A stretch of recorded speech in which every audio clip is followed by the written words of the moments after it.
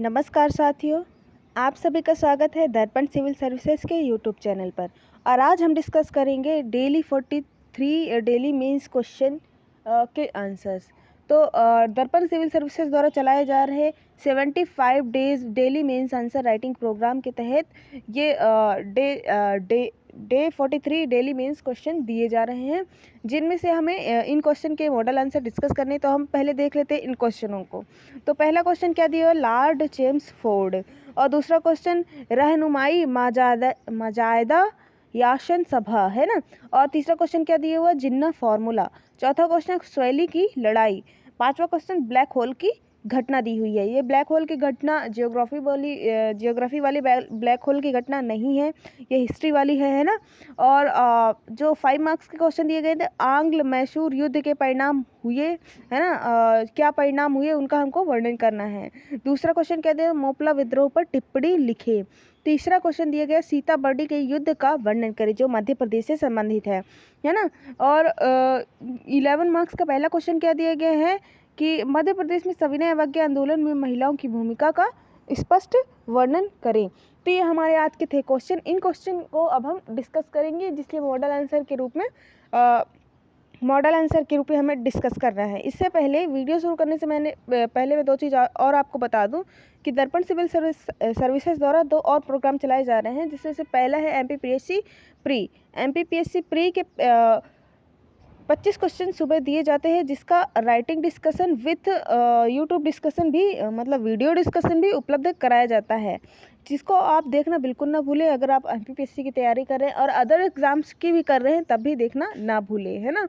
ये आपके प्रीलिम्स की तैयारी में बहुत ही कारगर साबित होगा। और दूसरा है इकोनॉमिक्स की क्लास है। इकोनॉमिक्स की जो न्यू सिलेबस पर आधारित क्लास है, वो यूट्यूब पर बिल्कुल ही शुल्क उपलब्ध कराई जा रही है। उसके कई लेक्चर्स आ चुके हैं, तो उसे आप सीरियल वाइज देखना बिल्कुल ना भूलें। दर्पण सिविल सर्विसेज के प्लेलिस्ट में जाएं और वहाँ देखें इकोनॉमिक्स की क्लास और दर्पण प्रीलिम्स की क्लास और मेंस की क्लास तीनों ही होंगी। वो तीनों ही आप देखना बिल्कुल ना भूलें, पहले उन्हें ही देख लें। और अगर आपने डे 43 के पहले वाले वीडियो नहीं देखे हैं daily mains question answer discussion के, तो आप पहले भी उन्हें भी देख लें, है ना। तो अब हम चलते हैं इनके मॉडल आंसर पर। तो ये है हमारे डे 43 डेली मेंस क्वेश्चन के मॉडल आंसर। तो पहला क्वेश्चन क्या था, लॉर्ड चेम्सफोर्ड। पहला क्वेश्चन क्या था, लॉर्ड चेम्सफोर्ड। इसे हम किस प्रकार से लिख सकते हैं। तो पहले हमें हिस्ट्री में जब भी होता है, तो पहले लगभग हमें उसका समय लिखना होता है कि उस समय किस समय में था। तो ये 1916 से 1921 तक भारत का वायसराय रहा। लॉर्ड चेम्सफोर्ड कौन था, 1916 से 1921 तक भारत का वायसराय रहा। इसी के समय रॉलेट एक्ट पास हुआ है ना, जिसे काला कानून कहा जाता था, है ना। बिना वकील बिना दलील का कानून कहा जाता था, है ना। और जलियांवाला बाग हत्याकांड, रॉलेट एक्ट के ही विरोध में जलियांवाला बाग हत्याकांड हुआ था। दोनों ही 1919 में हुए थे, है ना। तो ये हमारे लॉर्ड चेम्सफोर्ड थे, जिन्हें 3 मार्क्स में इस प्रकार से लिखा जा सकता था, है ना। तो ये पहला क्वेश्चन हुआ लॉर्ड चेम्सफोर्ड। दूसरा क्वेश्चन है रहनुमाई मजायदा याशन सभा। इसकी स्थापना 1851 में दादा भाई नेरोजी फरदोनजी और एस एस बंगाली ने किया था, जिसका उद्देश्य क्या था, पारसियों का सामाजिक पुनरुद्धार करना, है ना। तो इस सभा का उद्देश्य क्या था, पारसियों का सामाजिक पुनरुद्धार करना, है ना। तो ये हमारा हुआ दूसरा क्वेश्चन। तीसरा क्वेश्चन किस प्रकार लिखा जा सकता था, जो आया हुआ था जिन्ना फॉर्मूला, है ना, जिन्ना फॉर्मूला। तो सन 1928 में नेहरू रिपोर्ट के समांतर जिन्ना ने भी 14 सूत्री फार्मूला रखा। जिस प्रकार से जवाहरलाल नेहरू नहीं, वो मोतीलाल नेहरू है, मोतीलाल नेहरू ने नेहरू फार्मूला रखा था, उसी प्रकार से जिन्ना ने भी 14 सूत्री फार्मूला रखा, इसमें क्या प्रावधान था। तो जिसमें केंद्रीय सदन में 1/3 स्थान मुस्लिमों के लिए रखने की बात की गई, मुस्लिमों के लिए आरक्षित रखने की बात की गई थी, है ना। जिसमें 1/3 स्थान मुस्लिमों के लिए आरक्षित करने की बात कही गई थी। तो ये हमारा था जिन्ना फॉर्मूला, जिसे 3 मार्क्स में इस तरह से लिखा जा सकता है ना। तो ये हमारा हुआ तीसरा क्वेश्चन। हम चौथे क्वेश्चन में चलेंगे, स्वैली की लड़ाई। तो तो स्वैली की लड़ाई पहले हम देखेंगे कि कब हुई, तो ये हुई है 1610 में, तो हम लिखेंगे 1610 में हुई, है ना। अंग्रेजों एवं पुर्तगालियों के मध्य हुई। जीत किसकी हुई थी? अंग्रेजों की जीत हुई थी। परिणाम क्या हुआ था? पुर्तगालियों का भारत से व्यापारिक अधिकार समाप्त हो गया। पुर्तगालियों का क्या हुआ? व्यापारिक अधिकार समाप्त हो गया, है ना। तो ये हमारी हुई स्वैली की लड़ाई। अब 5वां क्वेश्चन जो दिया हुआ है हमारा, ब्लैक होल की घटना। ब्लैक होल की घटना कब घटित होती है? तो 20 जून 1756 को, 20 जून 1756 को घटित होती है।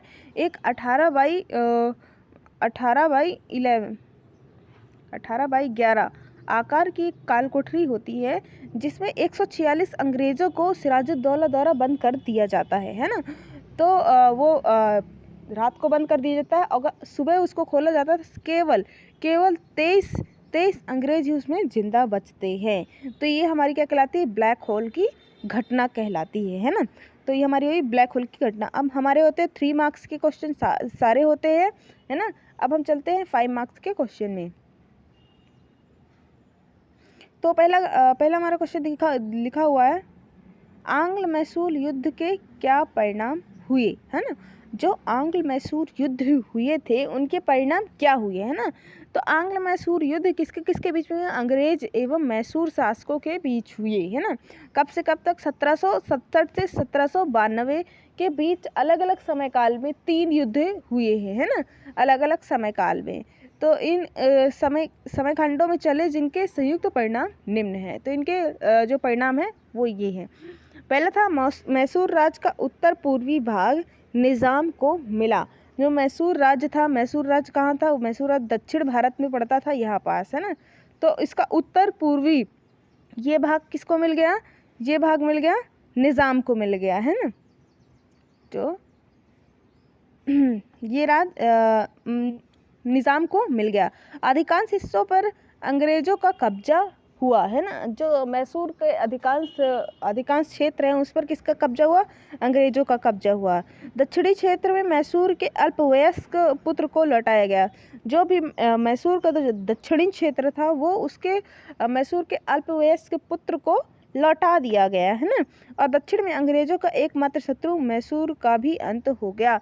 दक्षिण भारत में अंग्रेजों का एकमात्र शत्रु था कौन? मैसूर, जिसका आंग्ल मैसूर युद्ध के बाद उसका भी अंत हो गया। मतलब दक्षिण भारत में अंग्रेजों से युद्ध करने के लिए कोई नहीं बचा, है ना। तो ये हमारा आंग्ल मैसूर युद्ध के परिणाम हुए, जिसे हम इंट्रो और उसकी मेन डिमांड, जो क्वेश्चन की मेन डिमांड है बॉडी, उस तरह से लिखा जा सकता है। कन्फ्यूजन के लिए हमारे पास इतनी स्पेस नहीं है कि हम उसे लिख सके, लेकिन अगर आपके पास स्पेस बचती है तो आप एक लाइन में ज़रूर लिख दें, है ना।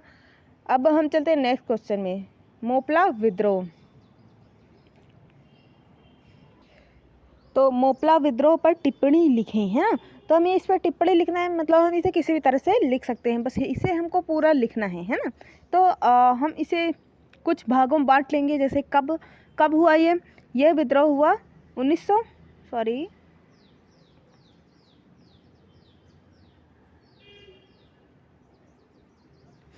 ये कब हुआ? 1921 में हुआ, है ना।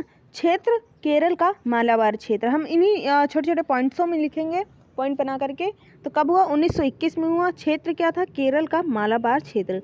कारण क्या था? मोपला एक मुस्लिम किसान थे। जो केरल के मालाबार में मोपला जो थे वो मुस्लिम किसान थे, है ना। तथा हिंदू वहाँ के जमींदार थे।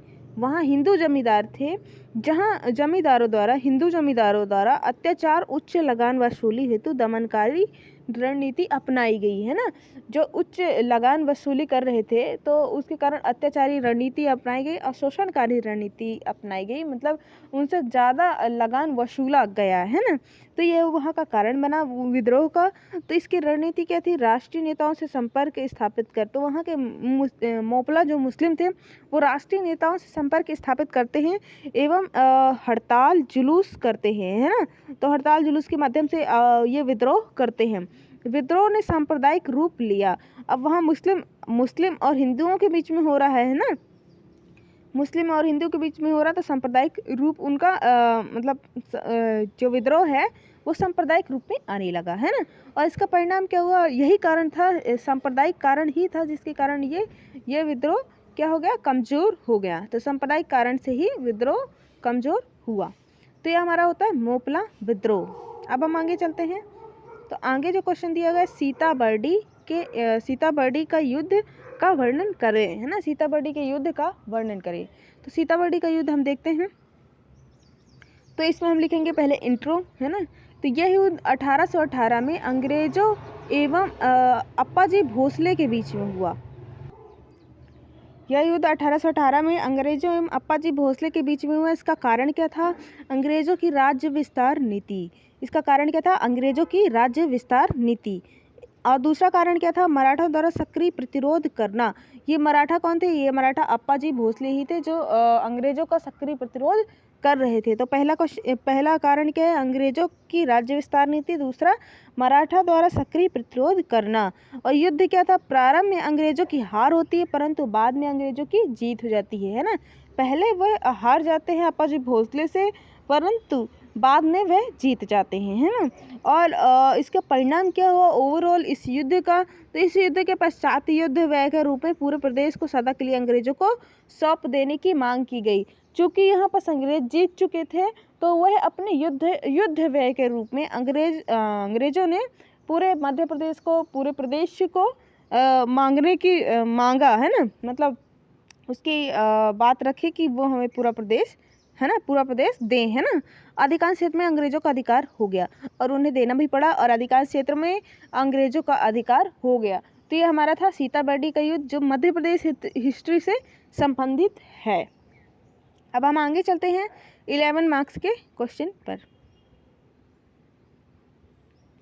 तो 11 मार्क्स का हमारा क्वेश्चन दिया गया था, मध्य प्रदेश में सविनय अवज्ञा आंदोलन में महिलाओं की भूमिका का स्पष्ट वर्णन करें। मध्य प्रदेश में सविनय अवज्ञा आंदोलन में महिलाओं की भूमिका का स्पष्ट वर्णन करें। तो पहले हमें इसे इंट्रो से देना होगा। पहले हमें जब हम 11 मार्क्स का क्वेश्चन लिखते हैं तो हम पहले लिखते हैं इंट्रोज का, फिर लिखते हैं उसकी बॉडी जो क्वेश्चन की मेन डिमांड है, और फिर इसके बाद लिखते हैं कंक्लूजन, है ना। इसके बाद क्या लिखते हैं, कंक्लूजन। तो इसे हम पहले लिखेंगे, पहले हम समझाएंगे कि सविनय अवज्ञा आंदोलन क्या था, फिर हम मध्य प्रदेश में इसमें महिलाओं की भूमिका लिखेंगे। तो हमने कंक्लूजन लिखा, महात्मा गांधी जी द्वारा 6 अप्रैल 1930 को नमक कानून तोड़कर सविनय अवज्ञा आंदोलन प्रारंभ किया गया, है ना। जो नमक कानून उन्होंने दांडी यात्रा के बाद तोड़ा था ना, उसके बाद ये सविनय अवज्ञा आंदोलन प्रारंभ किया गया। इस आंदोलन में मध्य प्रदेश की प्रमुख भूमिका रही, जिसमें मध्य प्रदेश की महिलाओं द्वारा बढ़ चढ़कर भाग लिया गया, है ना। मध्य प्रदेश की महिलाओं द्वारा बढ़ चढ़कर भाग लिया गया। इस आंदोलन के दौरान मध्य प्रदेश की महिलाओं द्वारा निम्न कार्य किए गए। अब हम इसमें लिखेंगे कि मध्य प्रदेश की महिलाओं द्वारा क्या क्या कार्य किए गए थे, है ना। तो पहले हमारा लिखा हुआ जो कि शराब की दुकानों पर धरना, है ना। पहले हम लिखेंगे कि शराब की दुकानों पर धरना दिया गया। दूसरा, विदेशी कपड़ों की होली जलाना, है ना, विदेशी कपड़ों की होली जलाई गई। तीसरा क्या दिया हुआ है, स्वदेशी प्रयोगों को बढ़ावा दिया गया, है ना। हम विदेशी कपड़ों की होली जला रहे, शराब की दुकानों पर धरना दे रहे, तो हमें कहीं ना कहीं स्वदेशी अपनाना होगा, है ना। तो स्वदेशी प्रयोग को बढ़ावा देना, है ना। तो ये सभी कार्य मध्य प्रदेश की महिलाओं द्वारा किए गए। अब हम एक हेडिंग डालेंगे, सविनय अवज्ञा आंदोलन में मध्य प्रदेश की महिलाओं की भूमिका। अब हम यहाँ मध्य प्रदेश की महिलाओं की भूमिका लिखेंगे।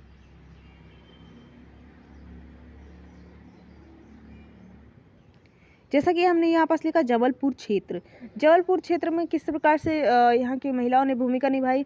तो यहाँ दुर्गाबाई जोशी ने महिलाओं एवं स्वयं सेविकाओं की सहायता से नमक कानून की अवज्ञा की, है ना, मतलब नमक कानून तोड़ा, और फिर इन्होंने वन कानून भी तोड़ा, है ना। नमक कानून तोड़ा, वन कानून तोड़ा, प्रभात फेरी एवं जुलूस निकाले, है ना। तो दुर्गाबाई जोशी ने जबलपुर में महिलाओं एवं स्वयं सेविकाओं की सहायता से नमक कानून की अवज्ञा की तथा वन कानून को तोड़ा तथा प्रभात फेरी एवं जुलूस निकाले। तो ये हमारा हुआ जबलपुर क्षेत्र का। सिवनी क्षेत्र में टुरिया में पुलिस संघर्ष में एक पुरुष तथा 3 महिलाएं शहीद हुई, है ना। तो सविनय अवज्ञा आंदोलन के दौरान, है ना, विद्रोह करते मतलब आंदोलन करते वक्त एक पुरुष एवं 3 महिलाएं शहीद हुई सिवनी क्षेत्र में, है ना। और तीसरा हमारा क्या दिया हुआ है, रायपुर क्षेत्र में क्या हुआ था। तो रायपुर क्षेत्र में केतकी बाई, है ना, रायपुर क्षेत्र में केतकी बाई द्वारा नमक कानून तोड़ा गया। रायपुर क्षेत्र में केतकी बाई द्वारा नमक कानून तोड़ा गया। और दूसरा क्या लिखा है, राधाबाई के द्वारा सविनय अवज्ञा आंदोलन तथा जंगल सत्याग्रह में अपना योगदान दिया गया। राधाबाई के द्वारा सविनय अवज्ञा आंदोलन एवं जंगल सत्याग्रह सविनय अवज्ञा आंदोलन के समांतर ही मध्य प्रदेश में चलाया जा रहा था, तो उसमें भी अपना योगदान दिया गया। बालाघाट की श्रीमती गंगाबाई द्वारा नागपुर में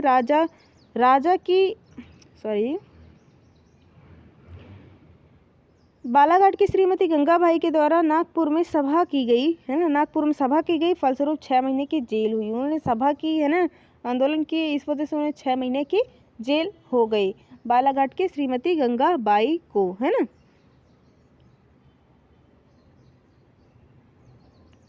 इसी प्रकार से सुभद्रा कुमारी चौहान को भी 1 वर्ष की जेल हुई है ना, सविनय अवज्ञा आंदोलन के दौरान सुभद्रा कुमारी चौहान को भी 1 साल की जेल हुई।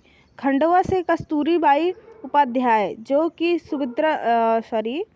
खंडवा से कस्तूरीबाई को 4 माह की जेल दी गई है ना। खंडवा से जो कस्तूरीबाई उपाध्याय थी उनको भी 4 माह की जेल सविनय अवज्ञा आंदोलन में आंदोलन करने के लिए दी गई। तो ये हमारी हुई मध्य प्रदेश में महिलाओं की भूमिका, जिसे हम इस प्रकार से लिख सकते हैं।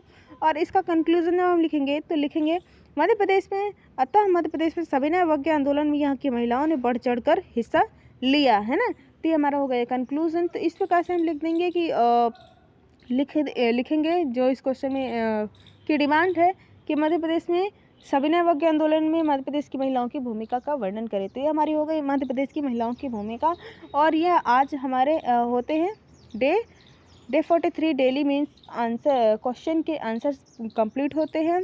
और इसी के साथ अब हम मिलेंगे डे 44 डेली मीन्स आंसर के साथ।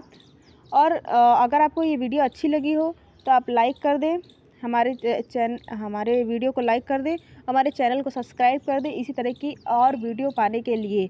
और अगर आपने इससे पहले की वीडियो नहीं देखी, डे 42 डे 41 40 अगर इनकी आपने नहीं देखी तो पहले आप प्लेलिस्ट पर जाकर इन्हें भी देख लें, है ना। तो और अगर आप हमारे टेलीग्राम चैनल से जुड़ना चाहते हैं और व्हाट्सएप चैनल से जुड़ना चाहते हैं और फेसबुक पर सर्च करें दर्पण सिविल सर्विसेज भोपाल और इंस्टाग्राम पे भी सर्च करें दर्पण सिविल सर्विसेज भोपाल। तो इन सभी की लिंक नीचे डिस्क्रिप्शन बॉक्स में दी गई है, आप उनसे ज्वाइन हो सकते हैं। और इस जो मॉडल आंसर है और जो क्वेश्चन था उन सभी की PDF प्रतिदिन के स्तर पर प्राप्त कर सकते हैं और अपनी तैयारी जारी रख सकते हैं। धन्यवाद।